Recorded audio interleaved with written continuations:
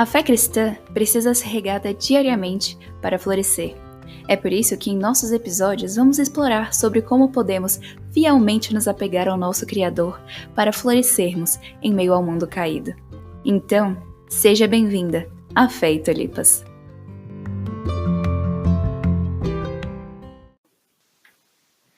Oi pessoal, bem-vindas ao primeiro episódio do podcast Fé e Tulipas.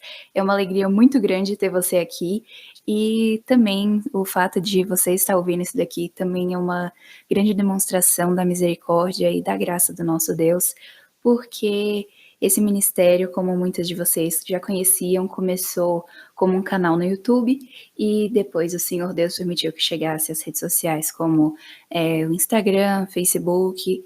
E agora a gente está chegando numa nova plataforma, uma coisa totalmente nova para mim, e eu acredito que vai ser muito legal, espero que seja gostosa essas nossas conversas aqui, e é tão maravilhoso simplesmente ver como o nosso Deus, ele pega coisas tão pequenas e vai aumentando, assim, é uma bênção muito grande, e o nosso Deus é bom, não é? E o tempo todo Deus é bom.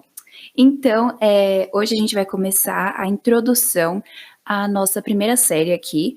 A gente vai tentar caminhar dessa forma para que a gente possa ter uma linha de raciocínio e também para que a gente possa estar crescendo juntas na palavra, não somente em assuntos contemporâneos, que também seria uma ótima ideia para a gente trazer aqui, mas também para a gente criar uma sequência de uma ideia de que a Bíblia em si é, no final das contas, uma história só, que é a história da nossa redenção, que é o Evangelho. Então, em toda a Bíblia a gente vê sobre isso e também a gente vai buscar aqui trazer um pouco sobre isso e por isso que hoje a gente vai começar a explorar juntas, né, hoje e nas próximas semanas, a questão do fruto do Espírito. E eu estou muito animada porque é uma questão de certa forma um pouco complexa, porque tem vários ramos essa árvore, então acho que vai ser muito legal que mesmo à distância eu e você vamos estar aqui conversando sobre a palavra do nosso Deus e o resultado que ela traz na nossa vida. E eu acredito que, como muitos de vocês devem estar ouvindo esse episódio e os outros que vierem com a graça do Senhor, vocês provavelmente vão estar fazendo algumas coisas do dia a dia e tudo bem, eu não estou falando mal disso. Até eu mesma, eu geralmente tenho o costume de ouvir podcasts quando eu tô aspirando a casa ou passando pano, essas coisas. Então, eu totalmente entendo se você também tiver assim. Então, por isso que eu não vou pedir para você geralmente abrir a sua Bíblia, mas eu sempre vou buscar trazer as referências e os versículos bíblicos para a gente poder também conseguir se localizar nas escrituras e porque é muito bom a gente ter aquela noção de saber de algumas passagens chaves, o que elas dizem, para a gente ir se localizando. Então, a gente vai começar e vamos primeiro lembrar que a categoria de fruto do Espírito, ela está no livro de Gálatas, mais especificamente no capítulo 5. E para a gente entender, antes da gente entrar nessa passagem em si, vamos lembrar do contexto em que o apóstolo Paulo escreveu essa carta. Então, ela foi escrita como um todo para mostrar que nós, cristãos, somos salvos pela fé e não pelas obras. E tudo isso aconteceu porque naquele contexto estavam tendo muitos judaizantes dentro da igreja, ali junto com na Galácia, que eles estavam tentando voltar às questões judaizantes, eles estavam querendo promover que para um cristão ser salvo, ele precisa sim ser circuncidado, ele precisa observar preceitos e regras da lei e que dessa forma, se ele não observasse, ele não seria salvo. Então, como isso estava se infiltrando dentro da igreja ali na Galácia, e Paulo viu que estava sendo uma questão que muitos crentes fiéis estavam caindo, porque eles não estavam se lembrando realmente da história do evangelho, de como eles tinham chegado ali, então Paulo escreve essa carta para lembrar os cristãos de que nós somos salvos pela fé, não pelas nossas obras, e também não devemos voltar ao jugo e ao peso da lei, porque, como a gente vai ver, esse não é o ponto do evangelho. Mas uma coisa que é interessante para a gente não deixar lacunas é que a gente precisa sempre lembrar que alguém, por exemplo, poderia chegar e dizer que já que nós somos salvos pela fé e não por obras, então eu posso pecar à vontade que não vai ter problema. Não é isso nem de longe que o apóstolo Paulo está querendo trazer. Então, não venha com esse pensamento, a gente vai explicar um pouco mais sobre isso, como que esse pensamento está errado, e não somente nessa passagem que Paulo mostra isso, mas também, por exemplo, em Romanos 6, que a gente vai ver mais para frente, e também a própria carta de Tiago, que busca mostrar bastante, que tem aquele versículo que todos nós já ouvimos, que é: a fé sem obras é morta. Então a gente sempre precisa lembrar de que a questão de que nós somos salvos pela fé não quer dizer que nós não tenhamos que fazer boas ações, ou seja, coisas que condizem com a nossa fé. Então, não é porque assim nós vamos ser salvos, mas porque nós fomos salvos. Então, uma vez que nós temos a fé, ela vai ter frutos. E esse fruto é o fruto do Espírito que a gente vai dar uma olhadinha hoje. Então, aqui Paulo vai trazer esse pensamento e a gente vai ver como que isso está bem explícito, por exemplo, em Gálatas 5, versículo 1, em que Paulo fala assim: para a liberdade foi que Cristo nos libertou.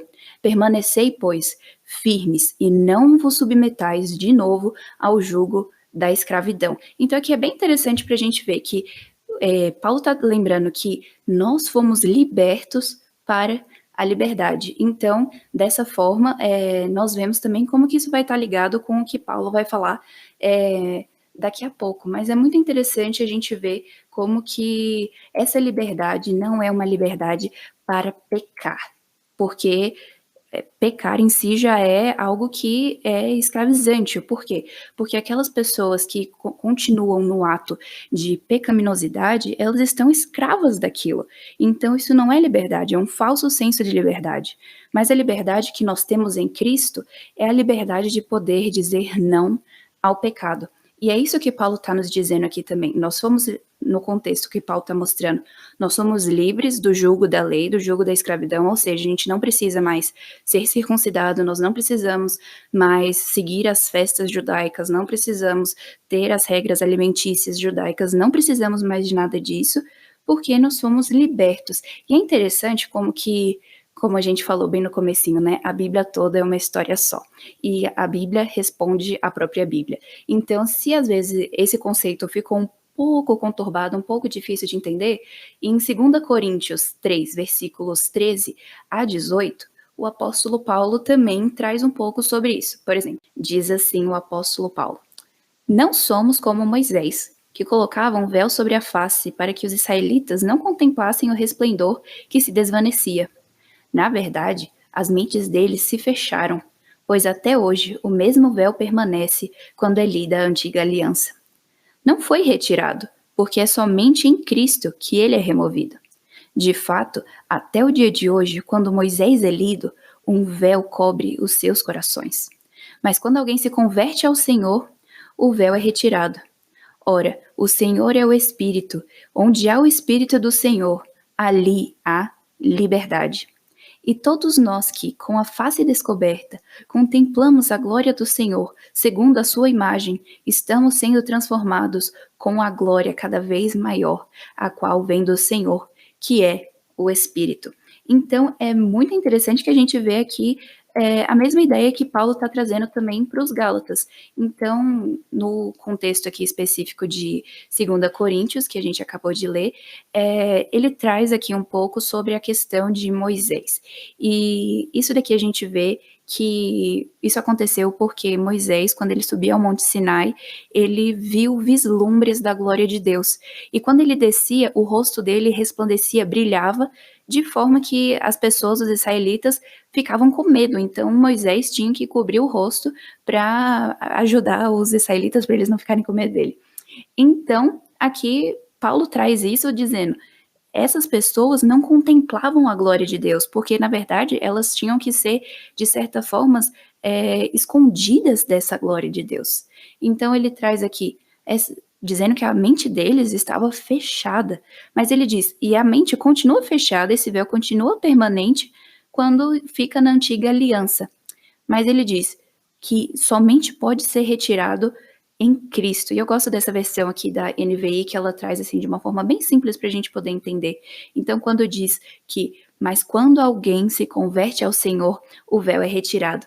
E uma imagem que a gente vê bastante é quando a gente lembra que no momento que Jesus morreu, o véu do templo foi rasgado, ou seja, agora nós temos o completo acesso a Deus Pai, porque o pecado que era aquilo que nos separava de Deus foi pago pela morte do Senhor Jesus.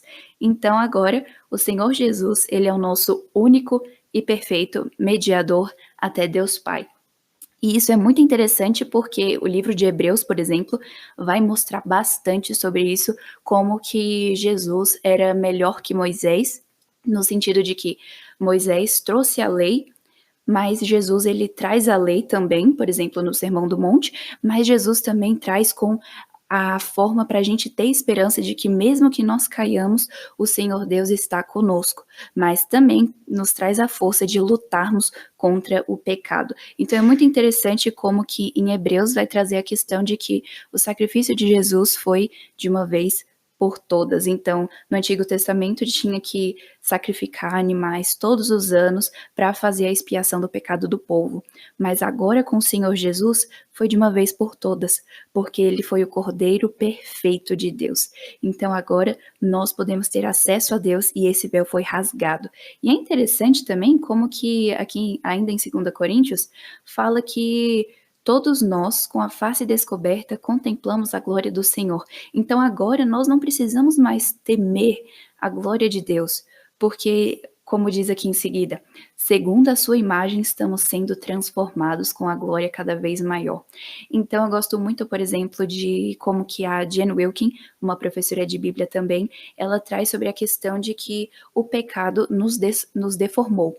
Então, no momento que o pecado entrou no mundo, nós fomos feitos voltando mais um pouco aqui, nós somos feitos à imagem e semelhança de Deus. Então, no momento que o pecado entra no mundo, no momento que acontece a queda do ser humano, no momento que Adão e Eva pecam, ali, a partir dali, a imagem do ser humano em si começa a ser desfigurada, porque o pecado tira a imagem inicial do ser humano, que era refletir a imagem e semelhança de Deus. Então é interessante como que quando a gente lembra que por meio da conversão, por meio do evangelho, quando a gente reconhece que nós somos justificados, ou seja, nós somos feitos justos, então quando agora o Senhor Deus olha para nós, ele não nos vê como aqueles pecadores que cometeram todos aqueles pecados, mas ele vê o Senhor Jesus e a justiça de Jesus, a vida perfeita que Jesus viveu, no momento que nós colocamos a nossa fé em Cristo, essa justiça é colocada a nós. E isso é a beleza do evangelho, é muito lindo esse pensamento. E com isso nós vamos sendo restauradas à imagem de Deus. Então nós voltamos a ser a imagem de Deus no momento que nós nos convertemos, porque ali nós vamos estar voltando, nos santificando cada vez mais, que tanto é uma obra do Espírito, quanto também é um esforço que nós somos chamadas a fazer sempre. Então, por exemplo, em Tessalonicenses, quando diz a vontade de Deus é essa, a vossa santificação. Então, é interessante que a gente precisa ter essa imagem de que nós somos salvas, nós temos agora o pleno acesso a Deus, para que nós possamos estar sendo conformadas à imagem dele. Então esse pensamento é lindíssimo, porque quanto mais nós contemplamos a glória de Deus, que está revelada no próprio sacrifício de Cristo, que nós podemos explorar mais quando nós lemos as Escrituras e nós aprendemos mais sobre quem é o Senhor Jesus. Então, a partir daí, quando nós vamos contemplando a glória do Senhor, nós somos transformadas à imagem e semelhança de Deus, voltando ao propósito inicial de todo homem e mulher, que é glorificar a Deus. Então, essa é a liberdade que nós temos no Espírito Santo, que é a liberdade que o Espírito nos traz. Então, quando a gente lembra que agora o véu foi retirado, a gente não vai simplesmente também desconsiderar o Antigo Testamento, dizendo, não, isso aí é coisa do Antigo Testamento, então esquece, para mim agora só vale o Novo. Esse também é um pensamento errado. Por quê?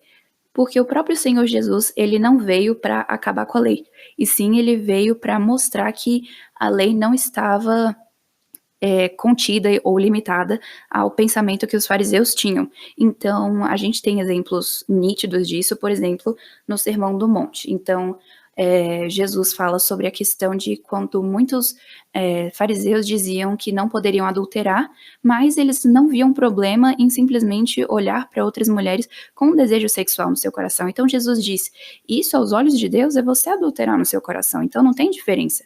Você diz que não está cometendo uma coisa, você não está cometendo o ato ilícito, mas no seu coração você já cometeu ele, na sua mente você já cometeu. Então Jesus mostra como os dois são iguais. Ou também, por exemplo, o mandamento de não matarás. O Senhor Jesus, e também isso é repetido nas epístolas de João, quando ele diz, não matarás, e aquele que odeia o seu irmão é um assassino. Então a gente precisa ter essa ideia de que Jesus não veio abolir a lei ou descartar e dizer que agora a gente não precisa mais observar aquilo. Nós precisamos, porque, como o apóstolo Paulo diz, ele mesmo em Gálatas 3, que a gente vai ver já, que é através da lei que nós chegamos a Cristo.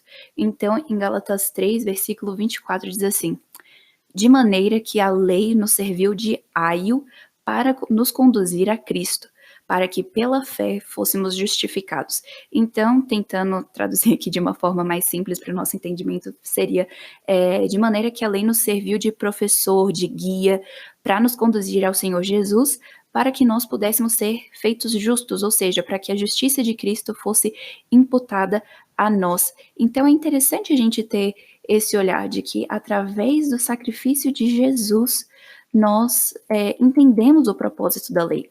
Então, como cristãos, a gente não deve desvalorizar a lei, dizendo que a gente não precisa mais disso, que Deus no Antigo Testamento era de um jeito e agora no Novo ele é de outro. Não! Na realidade, Deus é sempre o mesmo, Deus é imutável. Então, ele é o mesmo ontem, hoje e eternamente. Então, a questão é que a gente só precisa olhar com outras lentes, dizendo, a questão é que no Antigo Testamento, a questão da redenção estava ainda muito embaçada, então chega o Novo e traz a luz ao Antigo Testamento, mas que quando a gente lê a Bíblia toda como uma história única, nós vemos que ela é simplesmente a história da nossa redenção. A Bíblia toda conta sobre uma história maior. Então, por exemplo, quando nós lemos sobre quando Abraão vai sacrificar Isaac. Aquilo dali é uma grande imagem e, de certa forma, até um pouco nítida sobre a questão de como Deus Pai iria sacrificar o seu filho Jesus. Quando, por exemplo, também, quando José é vendido pelos seus próprios irmãos e sofre e é acusado injustamente. Aquilo dele também nos mostra que Jesus foi traído pelos seus e é acusado injustamente. Então, tudo no Antigo Testamento está, de alguma forma, refletindo o que Jesus iria fazer no Novo. Então, por isso que a gente não pode, de maneira nenhuma, desprezar o Antigo Testamento e também a lei, os 10 mandamentos, porque é quando a gente reconhece que nós somos pecadores, que nós vamos buscar a santidade de Deus, que nós vamos buscar a nossa salvação. Então, por exemplo, tem uma ideia muito interessante que isso se torna especialmente interessante quando a gente está compartilhando a nossa fé e evangelizando. Então, imagina que alguém chega em você e diz que pagou a sua fiança. E você olha para aquela pessoa e, de certa forma, fica ofendido. Tipo, oxe, eu não cometi nada porque ele tá falando que a minha fiança foi paga. Não tem nada a ver isso. Então, de certa forma, se você só chegar apresentando o evangelho dessa forma assim, Jesus pagou pelo preço do seu pecado, mas a pessoa não reconhece o preço do pecado dela, então ela vai até se sentir ofendida, dizendo, oxe, eu não fiz nada de errado, eu sou uma boa pessoa, por que você tá falando isso pra mim? Então é por isso que é interessante a gente sempre ter a lei em vista, porque eu acho muito interessante como que tem um evangelista na Califórnia chamado Ray Comfort, que ele sempre traz isso à tona. Eu vou até colocar o link do canal dele aqui na descrição do episódio, que é muito interessante porque ele traz isso de uma forma perfeita que a gente entende muito bem. Então, por exemplo, você tem que mostrar para a pessoa que você que ela violou uma lei, que ela realmente fez algo que estava errado e que por isso ela merecia uma penalidade. Então, por exemplo, quando esse evangelista ele faz, até ele que fez essa alusão aqui da fiança. Então, quando você chega em alguém e você diz, você já mentiu? E a pessoa diz, sim, então é um mentiroso, né? Quantas mentiras já contou que é mais fácil perguntar, porque quem nunca mentiu? Então, até você perguntar quantas, a pessoa vai ficar até mais, caramba, aí, que coisa difícil. Mas, continuando. Então, se você pergunta pra pessoa, você já roubou alguma coisa, mesmo que seja pequena? E às vezes muitas pessoas vão falar que não, mas aí você continua a pergunta e faz assim, mas você já baixou música da internet ilegalmente? Então, isso é roubo. E quem rouba é o quê? um ladrão. E você já olhou para alguma pessoa com desejo no seu coração? E como a gente viu aqui, isso é adultério. Você já odiou alguém? Como a gente viu aqui, isso é assassinato. Então, esses são só pouquíssimos, só 4 dos 10 mandamentos. Então, se Deus fosse julgar você à luz disso, você seria inocente ou culpado? Então, céu ou inferno? Então, dessa forma, nós vemos que nós tínhamos, sim, um preço muito alto a pagarmos, que nós não conseguiríamos possivelmente pagar isso por nós mesmos. Mas quando a gente lembra que, apesar de todos esses erros que nós cometemos, o Senhor Jesus vem e diz: está consumado, porque eu paguei para todos aqueles que irão se arrepender, então aí muda tudo. Então aí a gente entende que a lei deve continuar sendo usada. Então, dito isso, vamos voltar um pouco, voltar totalmente no caso, para Gálatas capítulo 5, que é onde nós vamos ver sobre a questão de como Paulo diz que se nós vivemos no Espírito, nós devemos andar no Espírito. Porque uma vez que nós nos convertemos, nós devemos agir como pessoas de coração transformado. Então, por exemplo, Gálatas 5, versículo 18, o apóstolo Paulo diz o seguinte, ele diz bem assim: mas se sois guiados pelo Espírito, não estáis sob a lei. Então ele vai e continua dizendo sobre as obras da carne. Então aqui ele vai trazer um contraste para a gente poder entender melhor a diferença de carne versus espírito, e ele vai começar falando sobre as obras da carne. Então vamos lá. Ele diz: ora, as obras da carne são conhecidas e são: 1. Prostituição. 2. Lascívia, impureza, lascívia, idolatria, feitiçarias, inimizades, porfias, ciúmes, iras, discórdias, dissensões, facções, invejas, bebedices, glutonarias e coisas semelhantes a estas, das quais eu vos declaro, como já outrora vos preveni, que não herdarão o reino de Deus os que tais coisas praticam. Então, Paulo aqui deixa bem claro que essas coisas são obras da carne e que todas elas levam à morte eterna.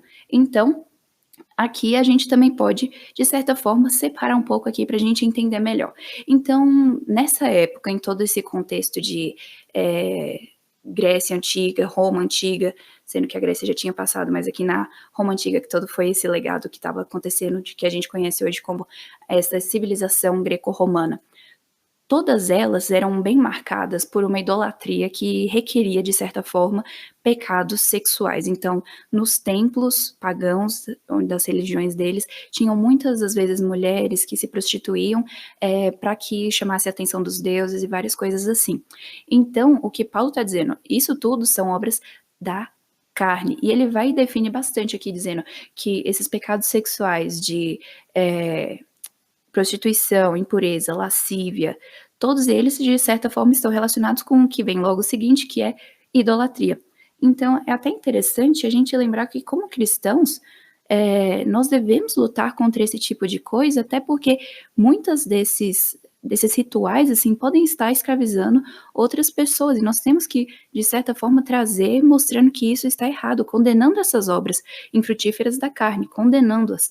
Então, um exemplo que eu lembro bastante sobre isso é uma missionária que me inspirou demais, que o nome dela era Amy Carmichael. Ela foi missionária ali por volta de 1800, por aí. Que ela foi uma missionária na Índia e ela foi conhecida por ser a mãe dos órfãos. E um trabalho que ela ficou muito conhecida porque ela fazia era a questão de resgatar mulheres, meninas, na verdade, que eram vendidas pelas suas próprias famílias aos templos pagãos. E lá elas eram assediadas, sofriam abusos e tinham que cometer todos esses tipos de pecados sexuais. Então, ela, como uma cristã fiel, ela buscava resgatar essas meninas, muitas vezes pagando o preço para elas terem a liberdade, às vezes resgatando elas. Então, isso é um chamado dos cristãos, a gente condenar esse tipo de coisa, porque isso pode estar acontecendo ainda em vários lugares e a gente precisa sempre condenar esse tipo de atitude que são obras da carne. Então, depois de Paulo trazer os pecados sexuais, ele também traz os pecados que são de relacionamento, digamos assim. Então, ele traz inimizades, porfias, emulações. E esse contexto, assim, essas palavras às vezes são meio distantes de nós, mas é interessante como que em outras traduções mais atuais elas ficam como ódio, contenda e intriga. E também é interessante que na NVI bota também discórdia, ciúme, ira, egoísmo, dissensão, facção. Então isso a gente entende melhor. Então todos esses pecados que surgem quando a gente tem uma desavença com outra pessoa. Então aqueles pecados que a gente comete contra outra pessoa também. Então inimizade, a gente causar uma briga entre outras pessoas, contenda, intriga, que também está bem ligado a isso, a questão da gente odiar outra pessoa, como a gente já falou aqui, que também tem como se fosse um assassinato no próprio coração. Então, discórdia, ciúme, a questão de você querer algo que a pessoa tem, mas você não, e você ficar com raiva dela por causa disso. A questão do egoísmo também, que se torna como se fosse o berço de todos esses tipos de pecados, dissensões, facções, você realmente causar separações dentro da igreja, porque você acha que uma pessoa tá certa, outra tá errada, e você coloca uma contra a outra. Isso é pecado e isso tá errado. E é interessante, que agora eu tô falando da minha cabeça, que eu lembrei aqui agora, que é de Provérbios, que fala que 6 coisas o Senhor odeia e a 7ª ele abomina, e a 7ª é aquele que causa contenda entre os irmãos. Então isso é algo também pra gente estar vigiando na nossa própria conduta, de como nós estamos lidando com outros irmãos. E em Filipenses 2, Paulo também traz bastante a questão sobre como que vários problemas dentro da igreja surgem quando as pessoas têm a questão do orgulho extremamente enraizada no coração. Então, quando Paulo vai trazer a atenção da igreja de Filipos à questão das contendas que estavam acontecendo dentro da igreja, ele fala: tende o exemplo de Jesus, que a si mesmo se humilhou, assumindo forma de servo e que sofreu até a morte e morte de cruz. Então, a gente, vendo a humildade de Jesus, a gente busca, assim, seguir o exemplo dele, e assim a gente vai deixar de lado todo esse tipo de orgulho que tá no nosso coração e que pode levar a todo esse tipo de pecado que a gente viu, que são as inimizades, porfias, intrigas, contendas, ódios, discórdias, ciúmes, ira, egoísmo, dissensões, facções, todos esses que, querendo ou não, estão enraizados ali na questão do orgulho. Então, depois Paulo traz aqui os pecados que são causados e que causam vícios. Então, questão de bebedice, glutonaria, tudo isso são pecados que se causam querendo ou não, eles depois trazem a nosso coração a ficar viciado naquelas coisas, seja bebida ou comida, tudo isso. Paulo está mostrando que isso está errado. Então, ele mostra que isso tudo são coisas que estão no coração de alguém que não é crente. E ele deixa isso bem claro quando no versículo 21, já no finalzinho, ele diz que não herdarão o reino de Deus os que tais coisas praticam. E é interessante a gente analisar esse verbo praticam, porque ele mostra uma continuidade. Ou seja, não é como se um cristão já tivesse cometido algum desses pecados e dissesse: nossa, então agora como assim, eu cometi isso, então eu não vou herdar o reino dos céus? Não é isso. O que Paulo está querendo dizer é pessoas que vivem nesse tipo de pecado. Porque sim, cristãos pecam, cristãos continuam sendo pessoas que estão suscetíveis ao pecado. Mas a questão é que o verdadeiro cristão, ele não vive no pecado, porque vai estar orando cada vez mais para o Senhor matar esse pecado no seu coração. E uma obra de literatura que eu acho que é extremamente importante para a gente conseguir entender mais sobre esse conceito é o livro do John Bunyan, A Guerra Santa. Muitas pessoas conhecem o John Bunyan somente pelo livro O Peregrino, mas esse livro, A Guerra Santa, é um dos melhores que eu já li, porque ele traz um conceito que é muito diferente do que geralmente a gente está acostumado. Então, ele traz, por exemplo, a questão de que a história toda é como se fosse uma cidade chamada Alma Humana e que as pessoas de lá deram ouvidos, que só na cidade tinha os portões do ouvido, da boca e dos olhos. E um monstro, né, no caso, chamado Diabolos, ele chega e tenta seduzir as pessoas da cidade a abrirem os portões.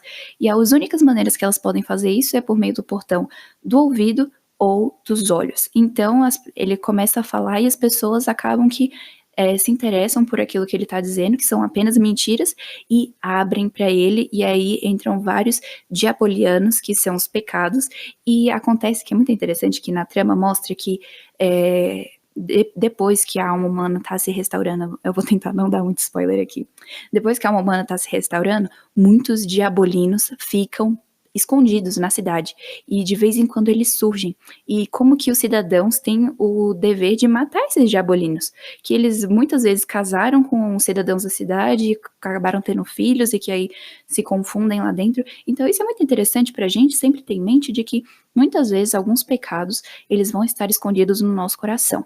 Então a gente precisa estar buscando matar esse pecado. Até o John Owen tem uma frase que é: esteja matando o pecado ou o pecado estará te matando. Então é basicamente isso, a gente precisa buscar aniquilar todo tipo de pecado no nosso coração para não viver no pecado, porque isso são características de descrentes. Então, em contraste a tudo isso, Paulo traz o que é o fruto do Espírito. E antes da gente entrar nisso, é interessante a gente analisar que é fruto e não frutos. E eu sei que, às vezes, intuitivamente, porque a gente escuta, às vezes, eu acho que até em questão de escola dominical infantil, que a gente sempre escutou, os frutos do Espírito, às vezes tinha musiquinha em relação a isso e a gente acostumou em dizer frutos. Mas a gente precisa analisar que é muito interessante a questão de ser um fruto só, porque não é algo que eu possa escolher assim, eu vou querer ter esse, mas eu não vou querer ter aqueles outros. Não é isso. Então a gente vai agora ler quais são esses frutos para a gente poder entender melhor esse conceito. Então vamos lá. Gálatas 5, versículo 22 até o 23. Diz assim: mas o fruto do Espírito é amor, alegria, paz, longanimidade, benignidade, bondade, fidelidade, mansidão, domínio próprio. Contra estas coisas não há lei. Então, aqui a gente vê, não existe uma pessoa dizer, eu tenho amor, mas eu não tenho paz. Eu tenho alegria, mas eu não tenho longanimidade. Então, não é como se fosse um cristão poder escolher assim, eu quero ter esse e não quero ter esse. Então, muitas vezes, assim, também não pode ter desculpas como, assim, sabe, a minha personalidade não é muito de ser uma pessoa gentil. Ou então, não, eu sou gulosa mesmo, não tenho domínio próprio, não. Ou eu falo o que tá na minha cabeça, eu não levo desaforo pra casa, então eu vou falar, e nada dessas coisas de temperança, mansidão, eu falo mesmo. Então, tudo isso a gente precisa analisar, porque é isso que a gente também vai falar durante as próximas semanas, que isso são traços de pessoas que não entenderam que é um fruto só. Então, a gente precisa sempre estar analisando o nosso coração. Então, o fruto do Espírito não é um buffet, é um self-service. É um conjunto de fruto, é um fruto que é um conjunto de qualidades que um cristão deve estar buscando. Então, vamos dar uma olhadinha aqui por alto, porque a gente vai olhar isso nas próximas semanas, rapidinho sobre cada um deles. Então, o primeiro que Paulo traz é a questão do amor. E é muito interessante porque isso pode ser tanto o amor de uma forma horizontal quanto vertical. Então, o que eu quero dizer com isso é amor a Deus e amor ao próximo. E isso está totalmente ligado ao grande mandamento que o Senhor Jesus nos deixou, por exemplo, em Mateus 22, versículo 37 a 39, que diz assim: respondeu-lhes Jesus: amarás o Senhor teu Deus de todo o teu coração, de toda a tua alma, de todo o teu entendimento. Este é o grande e primeiro mandamento. O segundo, semelhante a este, é: amarás o teu próximo como a ti mesmo.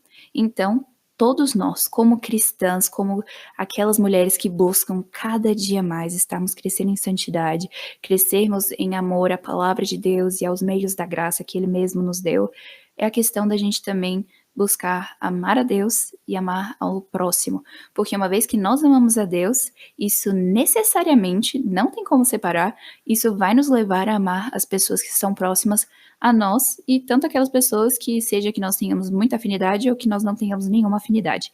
Então, é muito interessante a gente pensar sobre isso. Semana que vem a gente vai estar falando sobre esse assunto, que é a questão do amor, que é o primeiro dos frutos do Espírito. E depois o apóstolo Paulo traz a questão da alegria. E é muito interessante como que isso nos lembra sobre também a questão do contentamento. Ou seja, estar satisfeito onde Deus te colocou e estar feliz ali o tempo inteiro. E também outra questão que a gente pode lembrar sobre a questão da alegria é, por exemplo, Tiago 1:2, que diz: tende por motivo de grande alegria o passardes por várias tribulações. Então, essa questão que é muito difícil da gente simplesmente dizer que vou buscar alegria em meio às dificuldades, em meio ao sofrimento, em meio às tribulações, mas isso também é algo que é uma marca do cristão, que mesmo quando tudo parece estar na pior das situações, ele tem esperança. E a gente também vai falar mais sobre isso nas próximas semanas. E também a Carta da Alegria, de Filipenses, o apóstolo Paulo diz: alegrai-vos, outra vez vos digo, alegrai-vos. Também pode ser regozijai-vos, em outras traduções. Então, é interessante a gente lembrar que a alegria deve ser uma marca do cristão. Eu achei muito interessante como que tem uma palestrante e escritora que eu gosto bastante, que o nome dela é Joni Eareckson Tada, eu acho que eu já falei sobre ela também no canal. Ela faz uma alusão muito interessante falando que o cristão é como se fosse uma sarça ardente. Isso é mais ou menos assim, o cristão, ele tá num momento que ele pode estar pegando fogo, ele pode estar na pior das situações, que todas as pessoas que estão olhando de fora podem estar dizendo: como ele não está sendo consumido? Como assim? O que está acontecendo? Então, por quê? Porque o cristão, mesmo no pior dos sofrimentos, ele tem a esperança no Senhor Jesus, e isso dá alegria, como Tiago nos mostra. Então, é muito interessante essa questão que Paulo nos chama a alegria. E também, depois, vem a questão da paz. Então, quando a gente lembra que Deus é por nós, como Romanos 8 já nos mostra, e que maior é aquele que está em nós do que aquele que está no mundo, então a gente pode, a partir de tudo isso, saber que nós temos paz com Deus, e por causa disso nós podemos ter a paz no nosso coração de saber que Deus é por nós e de que nada nesse mundo pode nos separar dele. Então, a partir daí a gente pode simplesmente lançar todas, e todas significa todas, as ansiedades ao Senhor, como diz em 1 Pedro 5,7, lançando sobre ele toda a vossa ansiedade, porque ele tem cuidado de vós. Então essa paz surge também quando a gente lembra do cuidado de Deus para com o seu povo, para conosco, que somos os seus filhos, que ele nos ama. E a próxima que vem é a questão da longanimidade. Em outras versões, ajuda um pouco a facilitação da questão de ser paciência. Mas, muitas vezes, pelo menos eu não tinha me atentado à questão disso, no original tem o sentido de ser perseverança durante as tribulações, ou seja, você ser paciente no seu sofrimento. E isso é muito interessante porque está ligado aos outros atributos, às outras partes do fruto. Eu já estava na questão de querer falar frutoso de novo, viu? Que é uma coisa que às vezes a gente fica falando intuitivamente. Então, a questão da paciência, a gente ser paciente e confiar em Deus em tempos difíceis, ter essa forma de longanimidade. Então, mesmo que a gente esteja sofrendo, nós vamos sofrer com paciência. Então, a gente vai falar mais sobre isso depois. E também a próxima é gentileza, ou também na NVI fica amabilidade. Isso é a questão da gentileza. Na tradução que a gente leu ficou benignidade. Então, ser uma pessoa gentil e amável. E isso é no sentido mais robusto da palavra, né? Como se fosse só um gentil no sentido de, aquela pessoa ali é gentil, que gracinha. Não é isso. A questão da pessoa ser gentil a ponto de poder viver com essa gentileza, essa generosidade, que é uma marca do cristão, de poder abrir mão de algumas coisas em favor de outras pessoas. Então, tudo isso de ser até, por exemplo, quando a gente fala, em vez de falar por favor, muitas pessoas falam, por gentileza, você pode fazer isso para mim? Isso é interessante porque também tem questão de ser como se fosse algo que você está cedendo a outra pessoa. Então isso é interessante. E a próxima vem fidelidade, que também pode ser simplesmente fé. Dentro do fruto do Espírito tem a questão de que o cristão deve ter fé. E isso é simplesmente confiar em Deus, confiar em suas promessas, ter e segurar as promessas de Deus. Então, a próxima é mansidão. E isso a gente pode ver pelo próprio sentido da palavra, né, de ser manso, e também a questão de ser temperante. E aí já vem o oposto das obras da carne, que o apóstolo Paulo fala que a mansidão se torna o oposto de ira, raiva, intriga, todas essas coisas.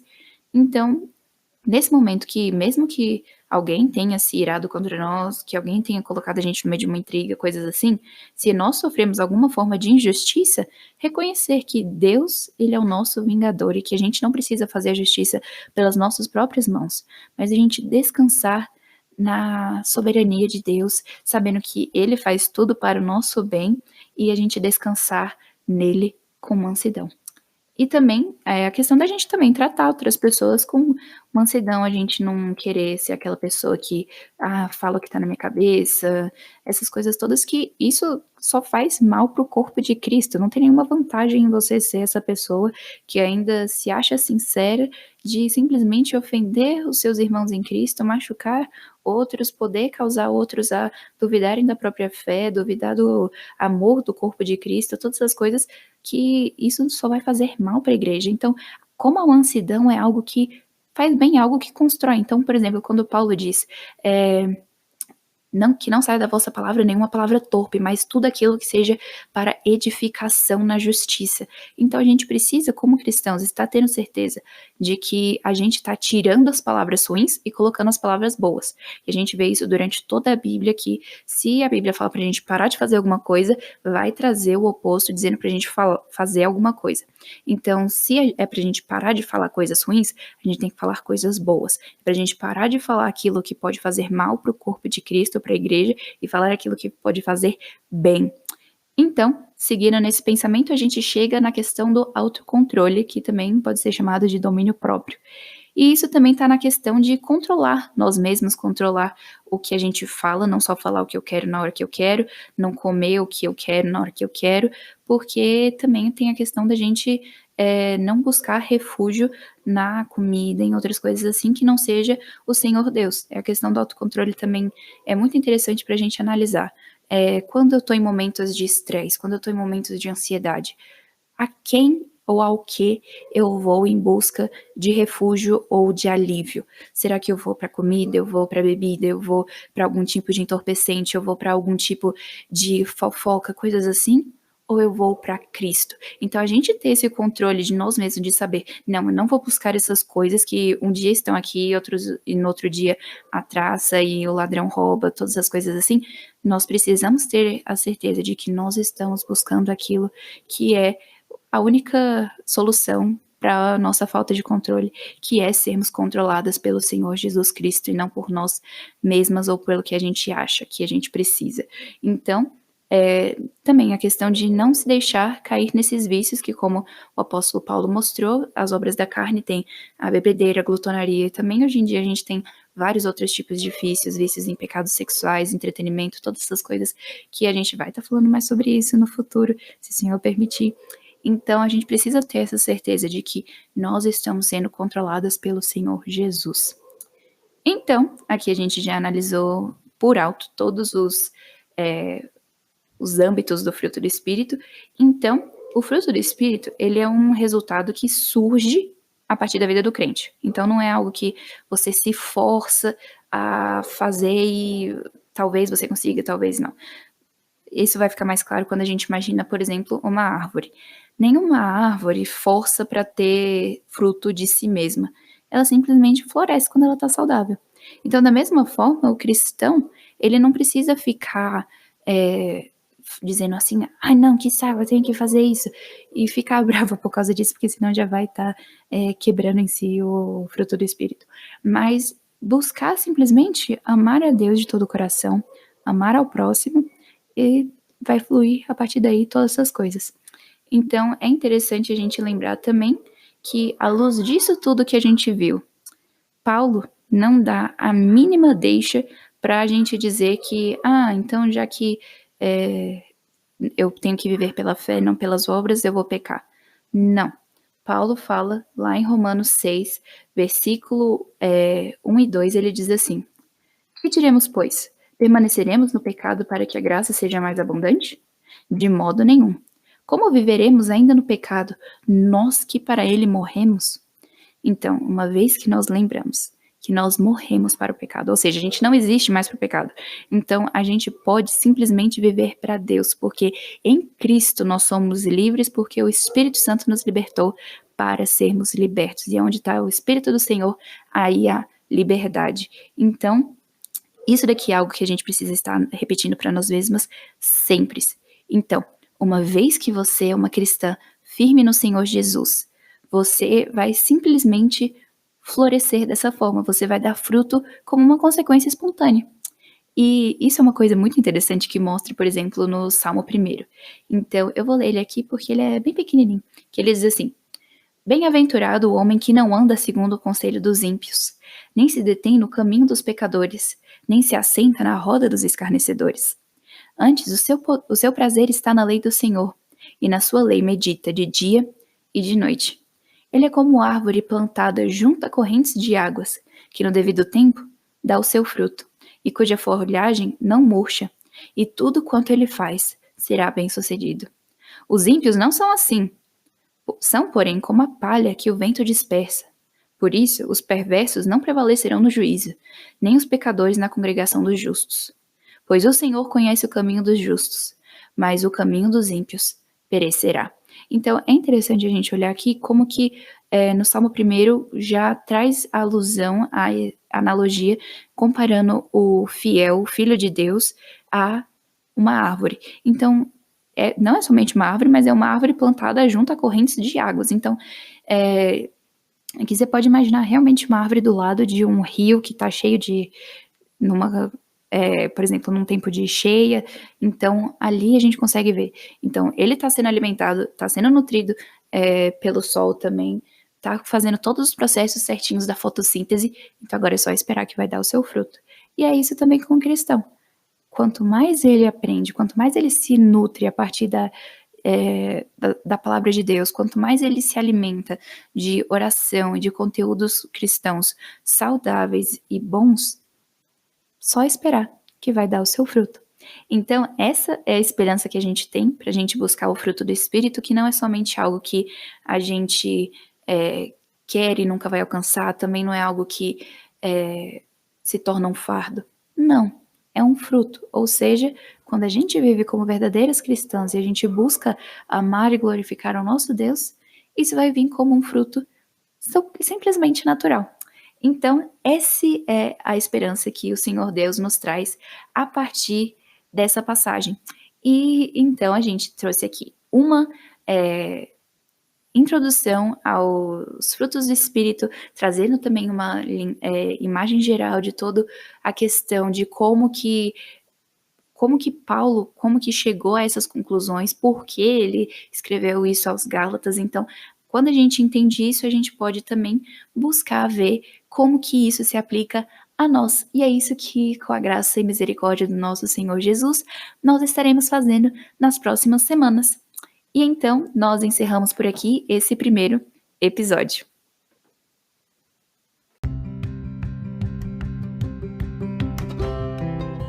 Obrigada por ter escutado esse episódio do podcast Fé e Tulipas. Por isso, compartilhe com as suas amigas para que vocês estejam crescendo juntas no conhecimento do nosso Senhor. Você também encontra Fé e Tulipas no YouTube e Instagram. Então se inscreva e siga para você não perder nenhuma novidade. E eu espero você aqui no próximo episódio, semana que vem.